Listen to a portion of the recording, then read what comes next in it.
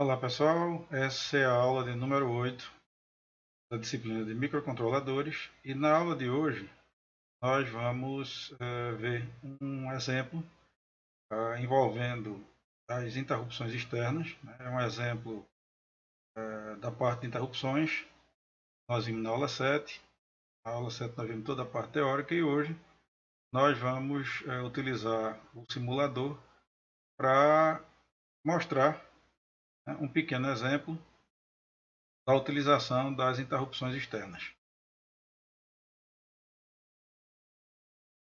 Então, como nós estamos vendo aí, mais uma vez eu estou utilizando a T89C2051, que é uma versão compacta, né, do 8051 padrão, ou seja, é aquela versão que utiliza apenas duas portas, a porta P1 e a porta P3. Observe que em relação ao circuito do nosso projeto anterior, nós retiramos a matriz de teclado e reposicionamos o display de 7 segmentos. Por quê?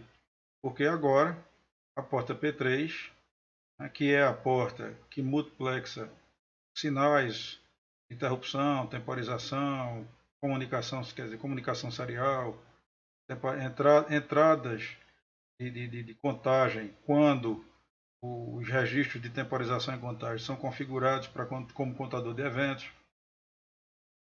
Nessa aula nós vamos explorar as entradas P32 e P33 que multiplexam a int 0, quer dizer, a interrupção externa 0 e a interrupção externa 1, respectivamente. Tá? Antes nós vamos analisar o firmware, né, o programa em assembly que foi feito, mas é importante dar uma olhada porque o firmware foi construído em função desse hardware.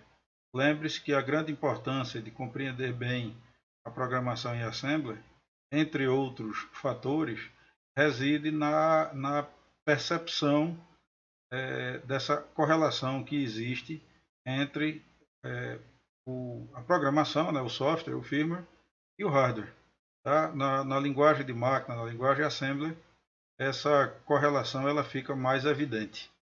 Então observe que eu coloquei botões de impulso para acionar as interrupções, tanto a externa 0 quanto a externa 1, e como é que esse sisteminha deverá funcionar. Dependendo do push button que for acionado, né, ele vai indicar numericamente qual interrupção foi acionada. Se int 0 surgirá no display 0, se int 1 surgirá no display 1. E para mostrar para vocês que o tronco principal do programa permanece sendo executado, né, antes e depois do atendimento da interrupção, eu coloquei esse LED e fica piscando o tempo inteiro, mas nós vamos perceber quando estivermos analisando o firmware que quem faz com que o LED fique piscando um intervalo aí de 1 segundo é exatamente o programa, a parte do programa que está no tronco principal, tá, do firmware. Então, vamos lá.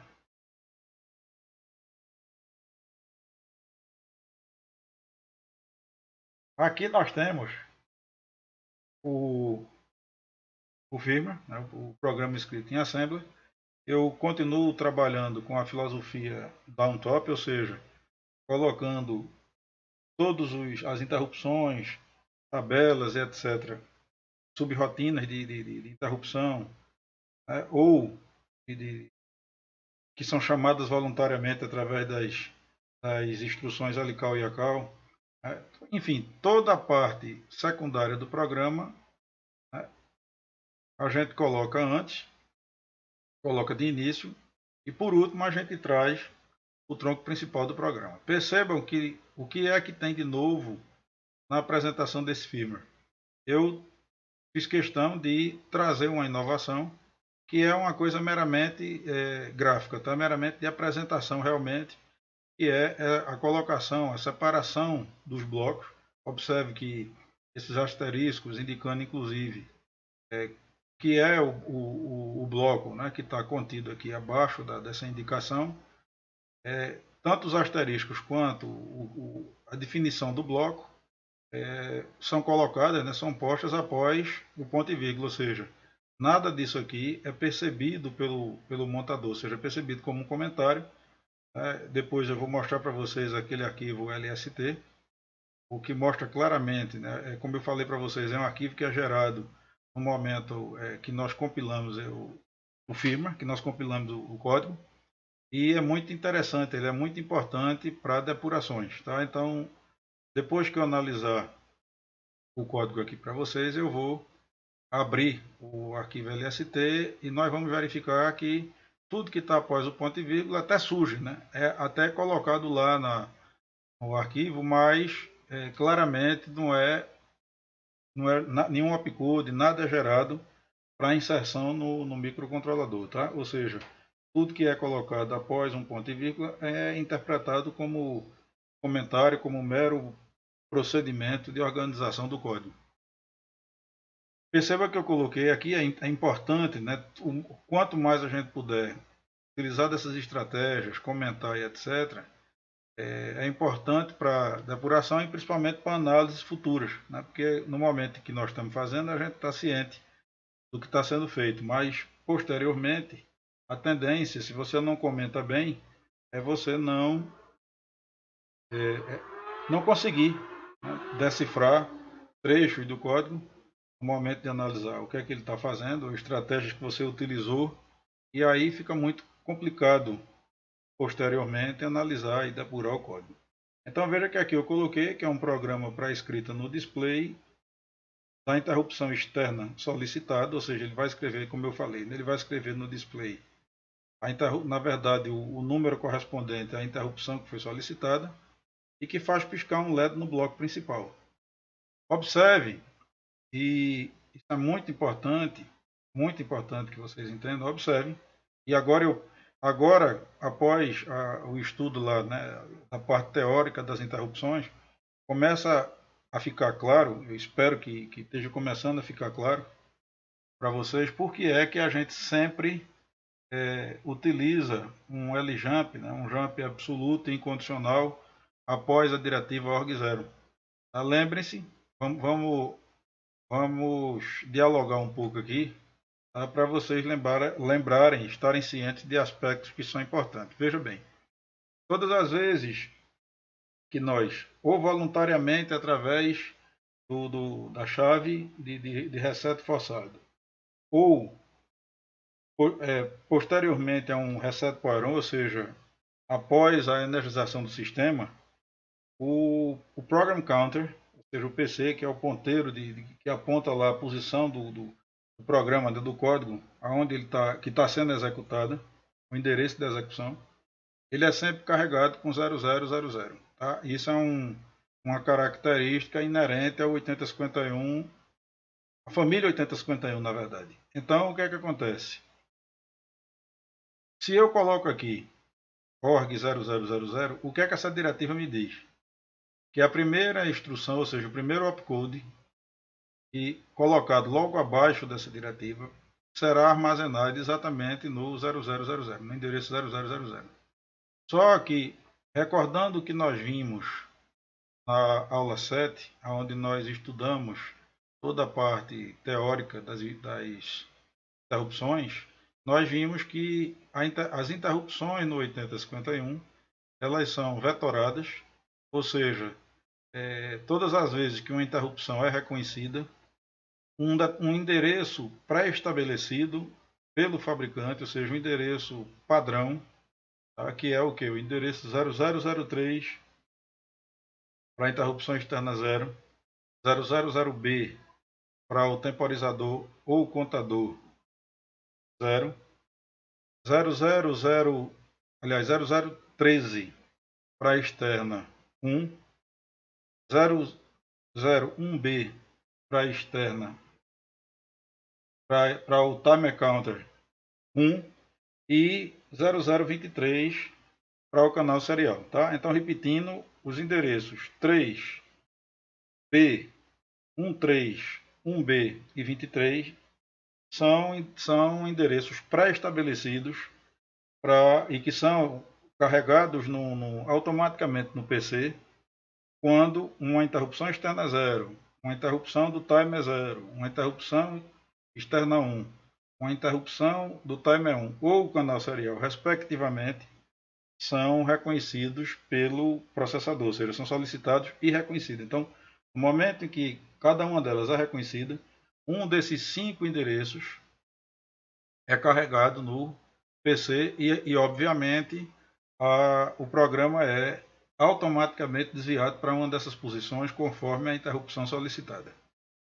Eu também chamei a atenção de que o reset, embora na maior parte da literatura, das literaturas a respeito do 8051 não seja tratado como uma interrupção, em outras ele é tratado como uma interrupção. Ou seja, algumas literaturas, alguns livros dizem que o 8051 afirmam que ele tem 5 canais de interrupção, eu digo na versão standard, né, porque os outros membros da família trazem mais interrupções, mais vetores, mas no padrão standard, quer dizer, aliás, na versão standard, na versão padrão, na versão mínima, né, a base da família, alguns consideram que são 5 vetores, outros consideram que são 6, porque consideram o reset como sendo um deles, o que de certo modo faz sentido, porque o procedimento que sucede um reset forçado ou o power on, reset de inicialização, é bastante semelhante ao de solicitações e atendimento das interrupções, porque o PC é carregado com o 0000.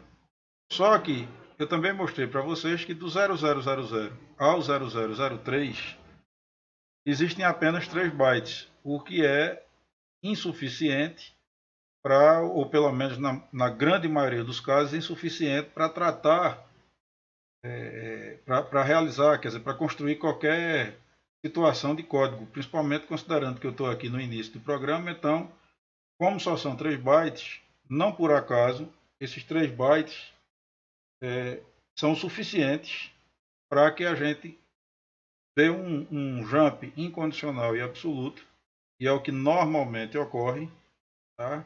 Se nós quisermos, obviamente, poupar, preservar a área imediatamente após esse primeiro endereço, que é exatamente a área onde estão os vetores de interrupção. Então, verifique que, se eu acabei de dizer, né, que é uma área que vai de 3 a 23, veja que é uma área muito próxima, né, apenas 3 bytes após o byte inicial para onde o PC é deslocado após um reset. Então, normalmente, a menos que sejam programas que garantidamente não vão utilizar as interrupções, raramente o código principal ou algum conjunto de instruções começa logo aqui a partir do endereço 0000, exatamente para não superpor os endereços que fazem parte dos vetores de interrupção. Tá? Então, para deixar esses endereços dos vetores de interrupção livre, normalmente a partir do endereço 0000, dá-se um salto ou absoluto ou relativo para um outro endereço, que foi o que nós fizemos aqui. Quer dizer, na verdade, eu dei um salto absoluto, né, incondicional e absoluto, para um outro ponto do programa, ou seja, para início, que é onde está o tronco principal deste código, né, do código específico aqui desse projeto que nós estamos analisando. Observe também que, não por acaso, eu coloquei aqui, org 0003, e no org 0003 eu dei também, eu utilizei também um salto absoluto e incondicional para um outro endereço, para uma outra linha que eu rotulei como externa 0, ext0 que está aqui. Tá? Ou seja, esse org 0003 é, na verdade, o endereço para o qual o meu PC é desviado no momento em que uma interrupção externa é reconhecida, é aceita. Tá? Então, após essa diretiva, o código, né, o primeiro código, ou seja, o opcode da instrução, que segue essa diretiva é colocado no endereço 0003, é isso que a diretiva faz. E o endereço 0003 a gente viu, tanto na aula passada como rememorou agora, que é o primeiro endereço da interrupção externa 0. O mesmo para a interrupção externa 1, cujo vetor é 00013, e nele eu apliquei também um salto incondicional e absoluto para uma região que eu rotulei como externa 1. Bom, uma vez que os saltos são dados para cá, claro que eles vão ser dados no momento em que as interrupções forem reconhecidas, tá? Por enquanto eu estou só organizando a inicialização, as subrotinas do programa. Observe que aqui mais uma vez eu coloquei após ponto e vírgula alguns sinais e orientando, né, qual subrotina, qual parte, qual trecho do código, quais trechos de código viriam imediatamente aqui após essa sinalização. Então veja que eu coloco que são subrotinas de tratamento das interrupções. E aqui eu coloco a externa 0, que nesse caso vai ser simplesmente, veja que eu não estou trabalhando com praticamente um registrador, apenas com a porta P1, que, diga-se de passagem, eu até poderia ter colocado aqui, poderia ter utilizado a pilha para guardar o endereço original de P1, mas como nesse caso aqui é muito simples e eu sei que no tronco principal eu não estou utilizando a porta P1, apenas aqui na subrotina, eu negligenciei o armazenamento e a posterior recuperação do conteúdo original de P1 na pilha, tá? Coisa que vocês vão ver que eu fiz mais adiante, também apenas para exemplificar, porque os registradores que eu armazenei na pilha, que eu vou mostrar para vocês mais adiante, também não estavam sendo utilizados no tronco principal, mas como o código era maior, eu resolvi mostrar o procedimento, exemplificar, né? Trazer o procedimento. Mas vamos lá. Então, veja que quando a interrupção externa é reconhecida, qual é o procedimento? O Program Counter viria para a linha 0003, encontraria um salto incondicional e absoluto, direcionando para um endereço rotulado como externa 0, vem aqui para a externa 0 e na externa 0 ele carrega no P1 essa combinação de bits que segue a mesma filosofia que foi utilizada no programa lá do teclado e do display, exceto pelo fato de que aqui, nesse caso, nós, só recuperando aqui o esquema, né? Veja que aqui nesse caso, eu não ignorei o bit 6, né? Quer dizer, o P16, tá? Que seria o sétimo bit, na verdade. Tá? Eu substituí o P3, a gente já viu por quê, quer dizer, eu utilizei a porta P1. E observem, né? Eu vou até ampliar um pouco aqui. Eu vou ampliar um pouco aqui. Veja que eu utilizei a porta P1, deixa eu ampliar só para ficar mais claro aqui para vocês. Verifiquem que eu não ignorei o sétimo bit, né? Porque eu não estou trabalhando com a porta 3. Tá? Quando eu estava trabalhando com a porta 3, vocês viram que o sétimo bit, ou seja, o P36, foi ignorado porque ele não estava disponível. Né? Aquela história lá, que ele era a saída de um comparador e tal. Na porta P1, ele está disponível. Então, a única diferença, no caso aqui, é que eu não ignorei o sétimo bit, ou o P16. Quem ficou desligado foi o P17. Então, essa foi a única diferença em relação ao hardware antigo, além, é claro, de ter mudado o display para a porta P1, mas vocês vão verificar, e aí é facilmente percebido que os códigos, os bits utilizados para acender os segmentos, na verdade, tanto o número 1 quanto o 0, permaneceram rigorosamente os mesmos. Existe uma razão simples, mas aí fica como constatação, né? Fica aí como pesquisa para vocês. Tá? Deixa eu ampliar aqui novamente a área de interesse.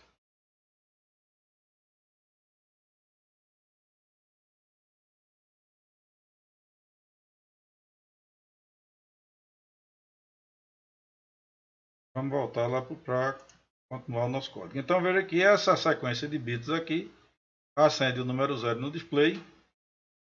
Sequência de bits aqui acende o número 0 no display.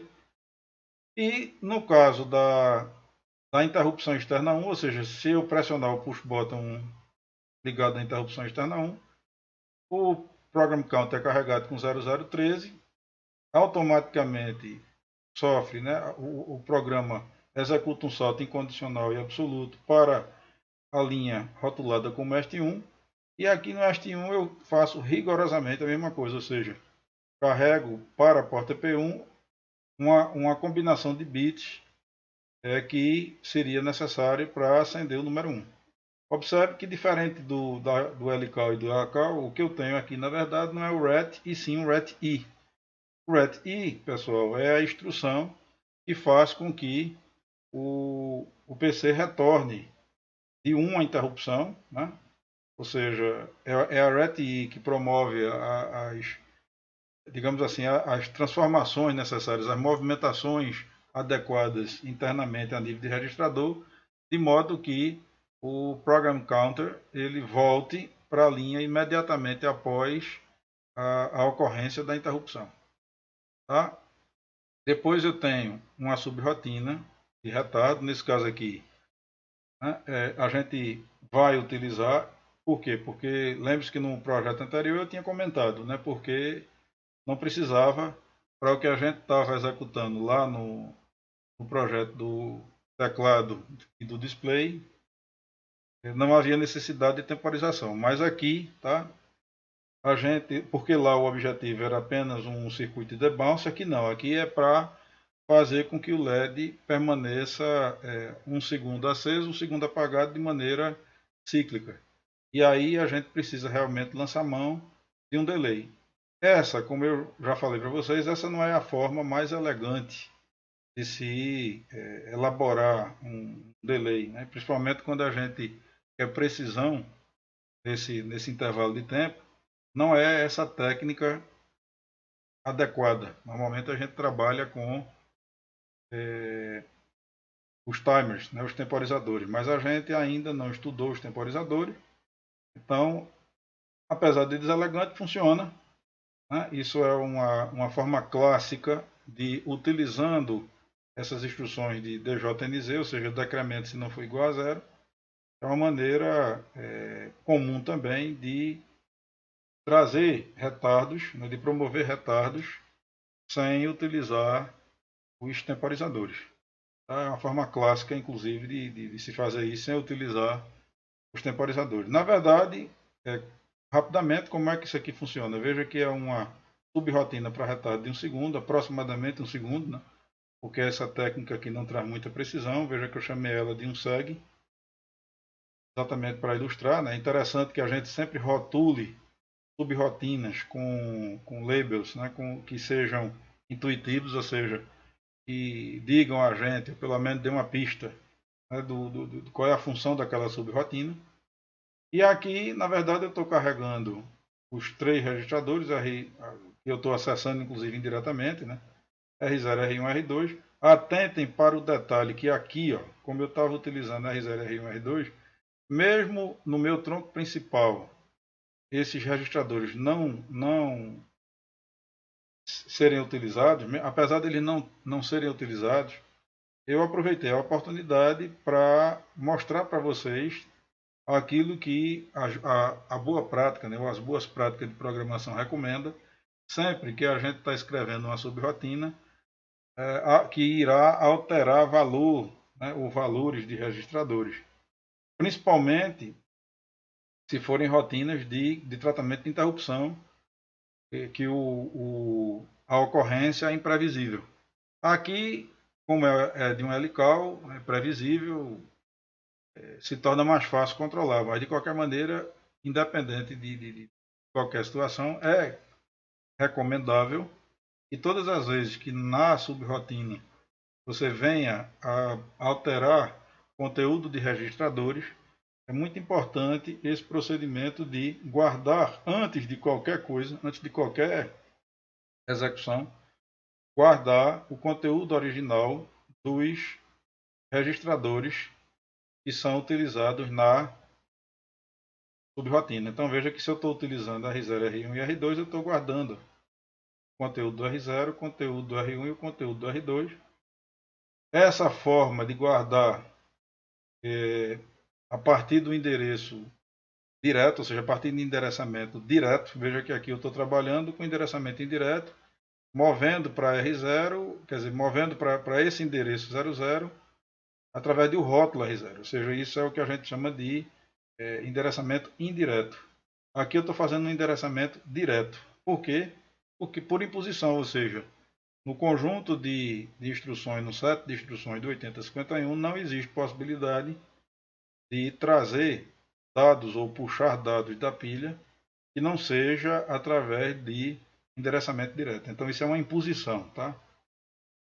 Então se é R0, eu tenho que guardar, para que eu guarde, se eu vou mexer com R0, para que eu guarde o conteúdo original dele, eu tenho que guardar dessa forma. Push 00, push 01 que é o do R1 e o push 02 que é o do R2, certo?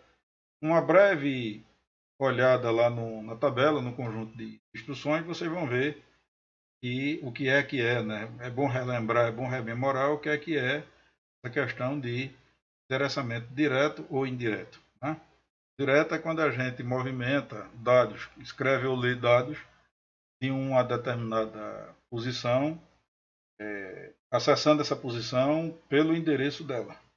E o indireto é quando a gente faz um acesso utilizando mnemônicos, né, ou rótulos associados a ela, como é o caso de R0, R1 e R2.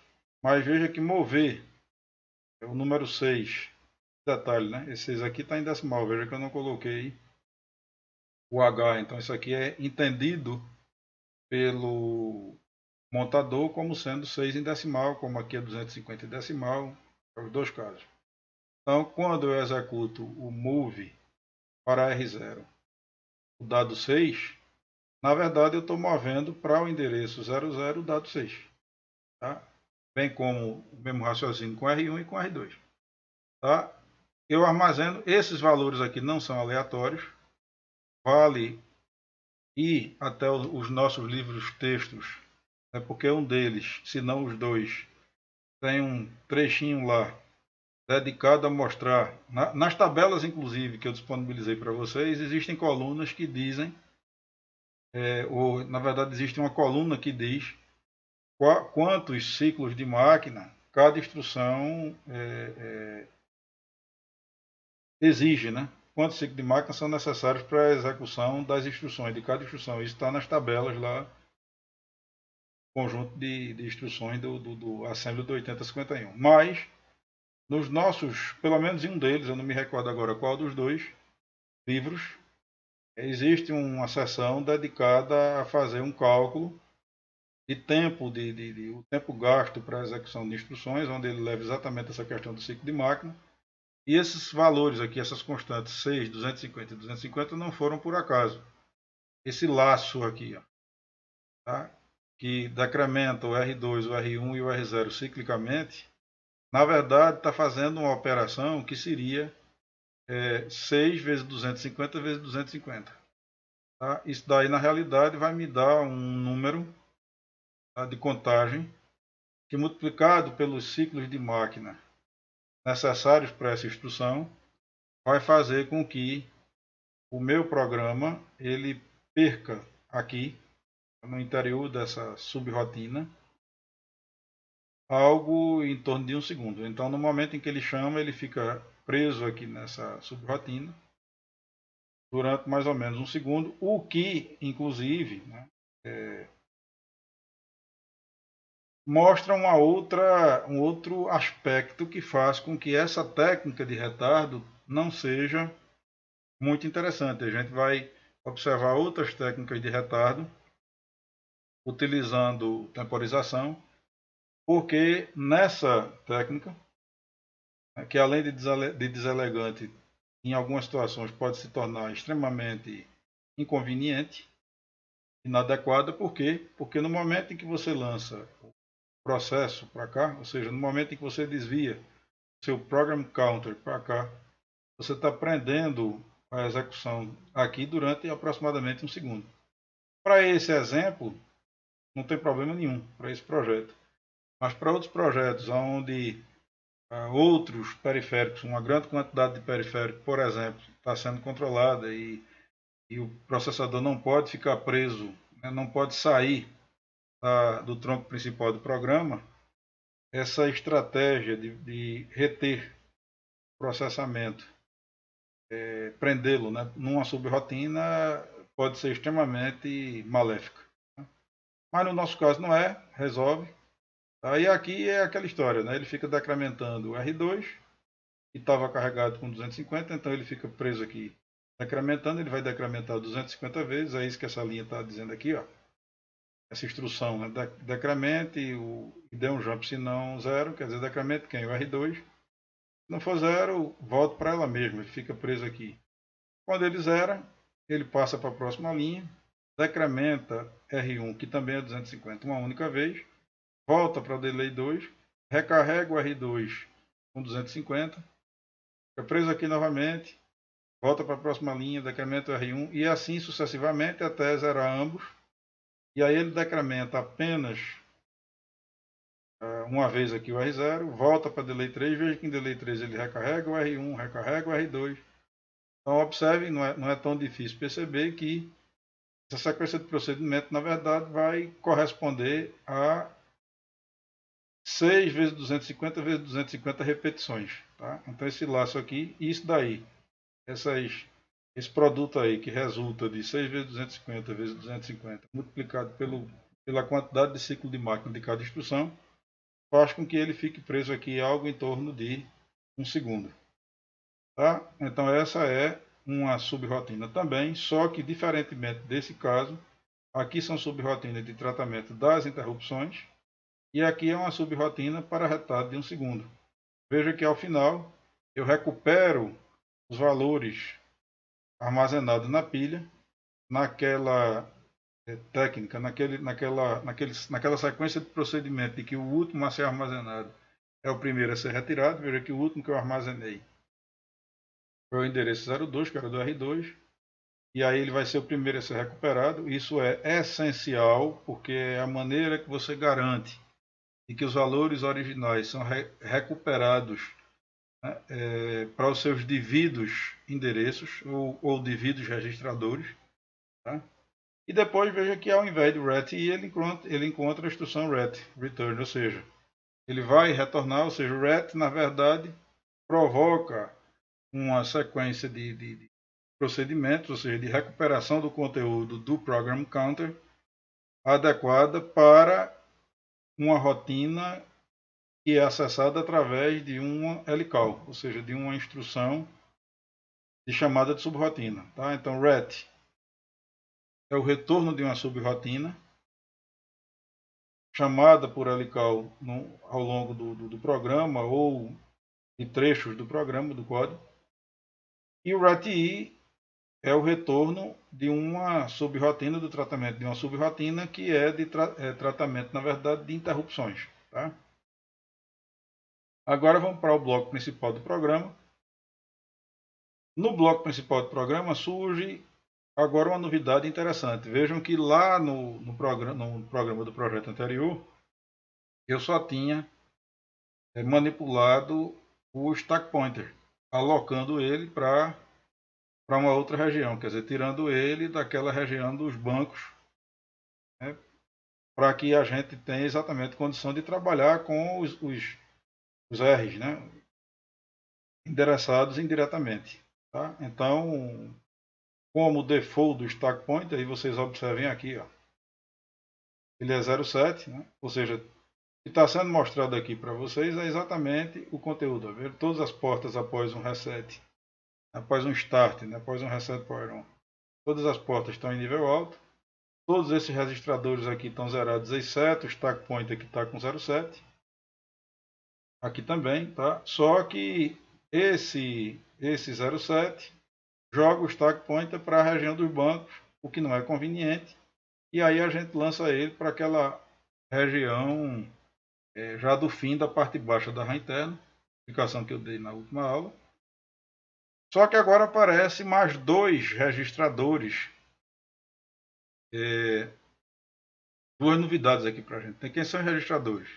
O IE, que a gente viu lá, ou seja, é o registrador, a gente viu na aula passada, é o registrador de habilitação das interrupções.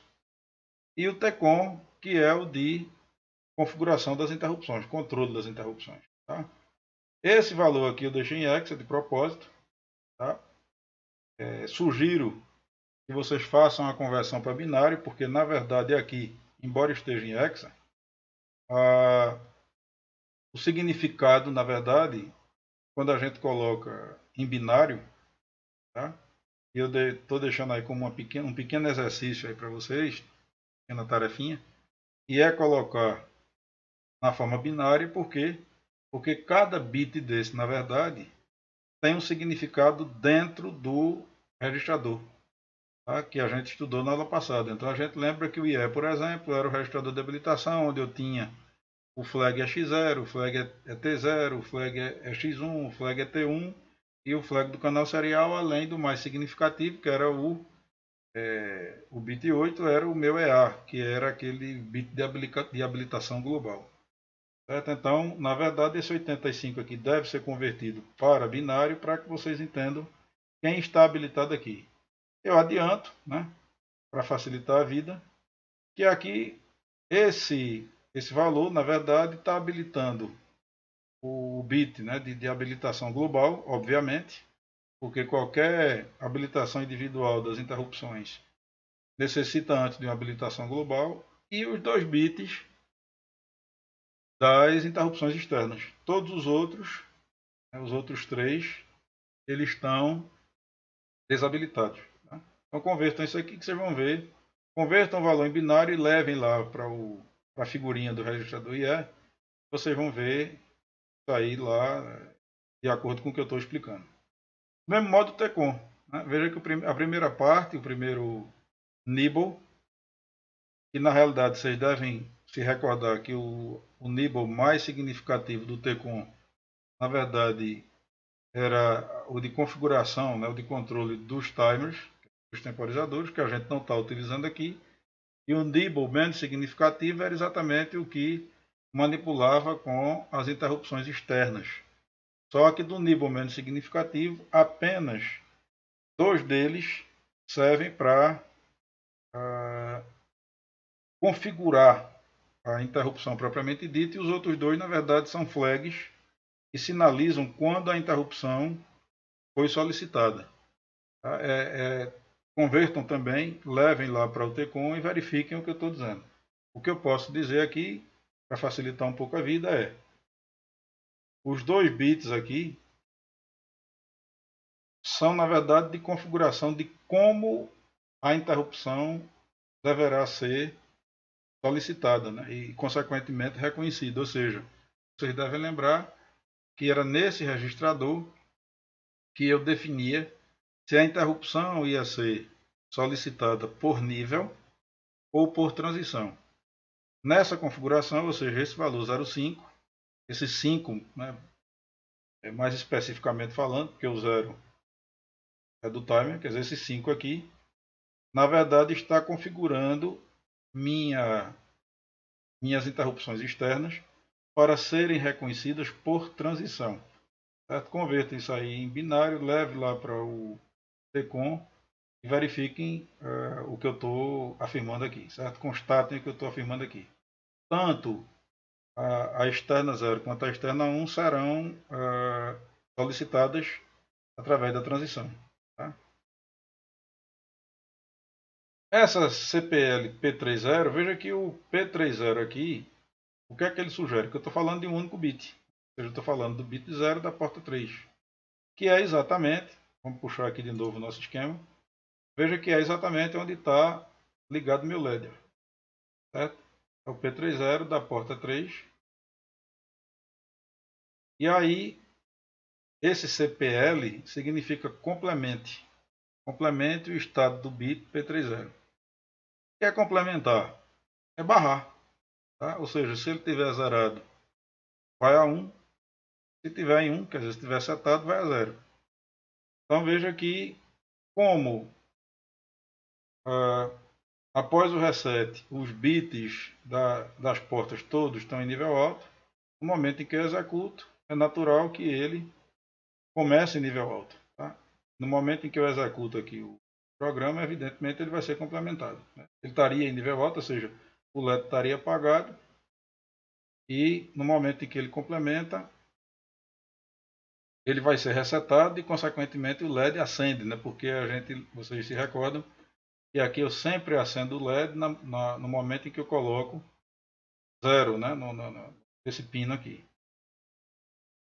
Tá? Uma vez que eu complementei, ou seja, acendi o LED, veja que eu chamo a subrotina 1 segundo, dou um LCAL para 1 segundo, e dou um jump incondicional, porém relativo, para a linha cujo rótulo, né, é pisca.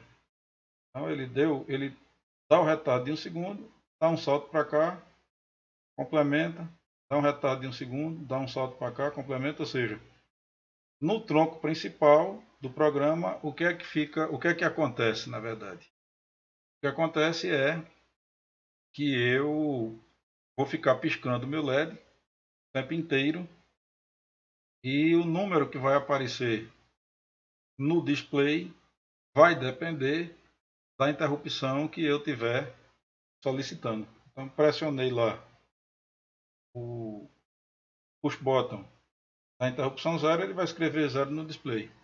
Pressionei para a interrupção 1, ele escreve 1 no display e assim ele fica, certo? Assim ele executa o programa. Então vamos melhorar aqui para a gente ver todo o circuito.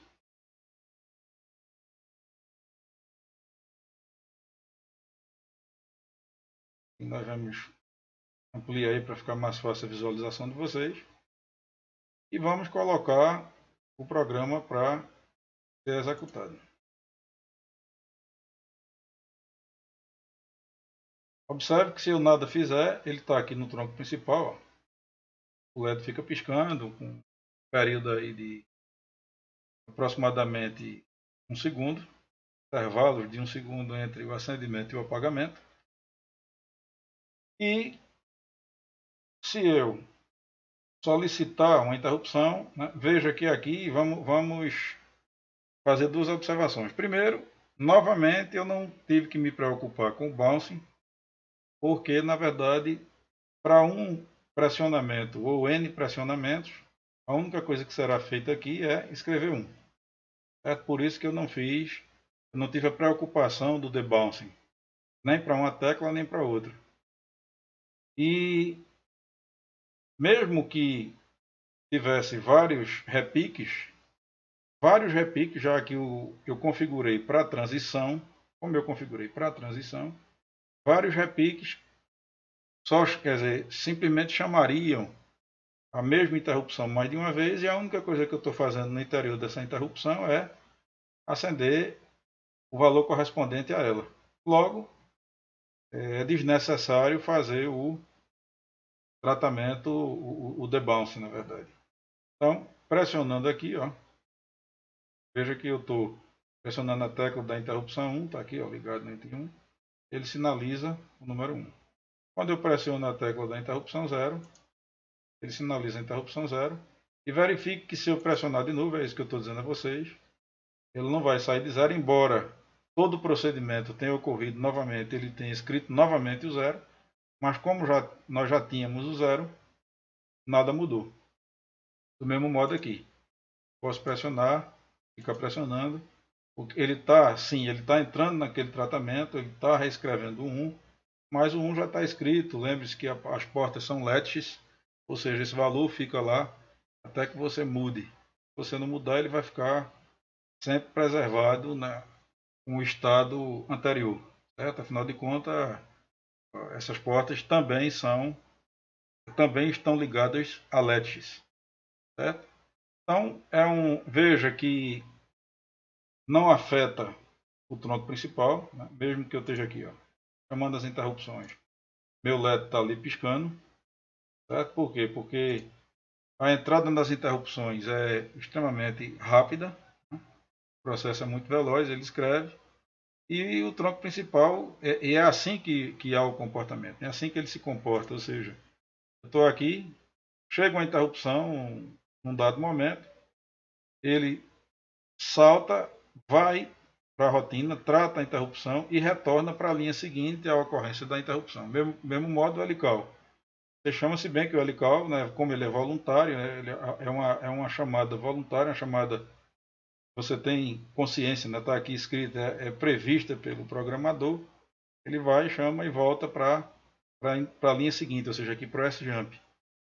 No caso da subrotina, no caso da subrotina de tratamento de uma interrupção, a interrupção, veja que quando a gente está pressionando esse botão, você não sabe, ao pressionar qualquer um desses dois botões, em que momento do tronco principal, do bloco principal, o programa está sendo executado. Tá? Qualquer que seja a instrução, o comportamento será esse. Ele é desviado, ele trata a interrupção e volta para o endereço seguinte àquele onde ele estava executando, né, a instrução, quer dizer, ele completa a instrução, vai para a subrotina, trata e volta para a instrução seguinte, tá? Para a linha seguinte, o endereço da próxima instrução. A questão da interrupção é apenas porque ela pode acontecer, ela pode surgir aleatoriamente, isso é natural. Tá? É natural você fazer a solicitação de uma interrupção e não existir nenhuma condição de você antever o momento onde isso está sendo feito. Por isso que eu chamei a atenção no finalzinho da aula passada da gente, da aula 7, para aquele aspecto, né, de que em algumas situações a gente poderia desabilitar as interrupções, ou seja, quando você desabilita uma interrupção, o que é que na verdade você está fazendo? Você está impedindo esse desvio automático. Então, o desabilitar uma interrupção, ou seja, o escrever, por exemplo, aqui no IE, aquele bit mais significativo, 0, ou seja, desabilitar todo mundo, na verdade impede esse salto automático que é dado quando eu estou aqui no meu bloco principal executando e uma interrupção é reconhecida. Quando a gente desabilita, o que acontece é eu só vou saltar para tratar a minha interrupção e aí eu nem precisaria necessariamente vir para uma subrotina de tratamento. Eu teria uma subrotina de tratamento, mas aí o acesso a ela seria por um helical ou um jump da vida. Eu monitoraria utilizando as instruções de checagem de bit, se os bits correspondentes à interrupção que eu estou monitorando estavam setados, ou seja, indicando que aquela interrupção tinha acontecido.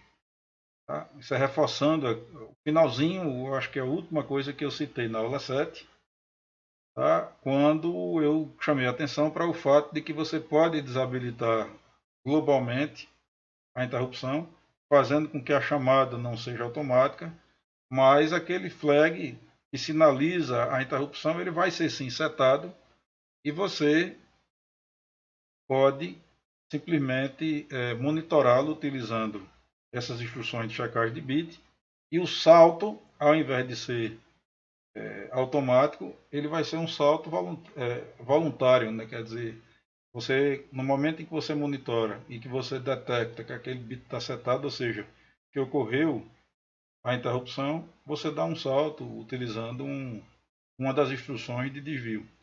Tá?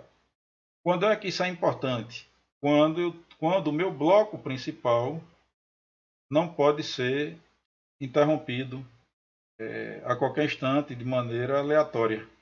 Isso é muito comum quando a gente está em programas cuja execução do bloco principal é muito crítica. É mais importante, por exemplo, do que a interrupção que eventualmente venha a acontecer. E aí, nesse caso, a gente simplesmente desabilita as interrupções e fica checando os flags para atender quando for conveniente.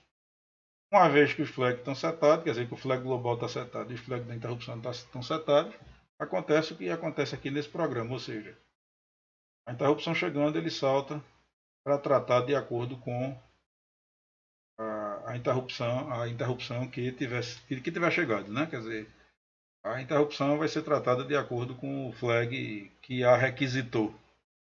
Certo? Um outro registrador que eu também citei, mas que não apareceu aqui, foi o IP. Veja que nesse código eu configurei o IE, configurei o TCOM, mas não configurei o IP.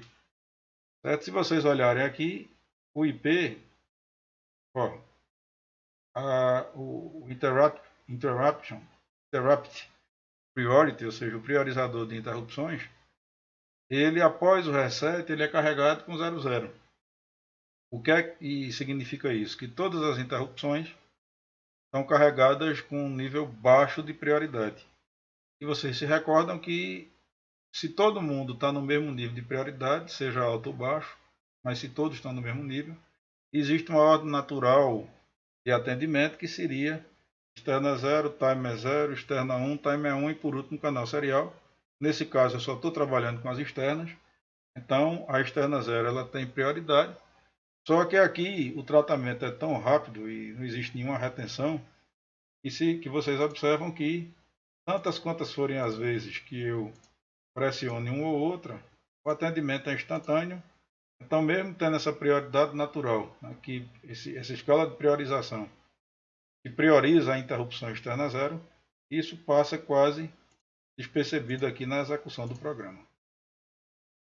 Certo? Então, como nesse caso não existia nenhuma necessidade de estabelecer priorizações, eu simplesmente deixei o meu IP na condição original dele após o reset, que é carregado com 00.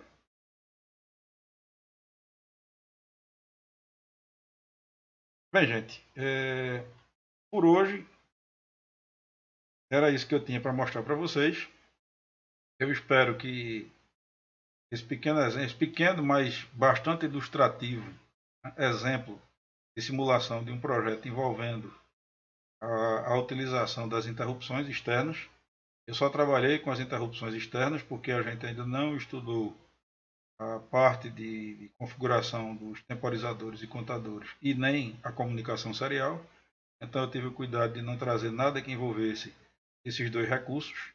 Eu me limitei a trabalhar com as interrupções externas, que a gente já tem toda a condição de entender como funciona e acabou de ver. Qualquer dúvida, por gentileza, coloquem aqui no espaço de questionamentos aqui do canal, né? Chatzinho aqui do canal, e eu terei um imenso prazer em responder e talvez até trazer outros vídeos que ilustrem, né, que tratem desse mesmo assunto. A gente vai ter, na verdade, quando eu for trazer para vocês a parte experimental das outras interrupções que a gente ainda não viu. Tá?